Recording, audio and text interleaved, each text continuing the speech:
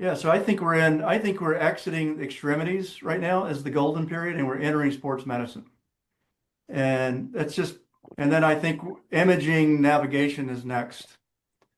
I think But you probably could put an MIS inflection point 5 or 10 years after each of those to have like a different wave. But that's I follow you. that's a great idea. That's a really good point.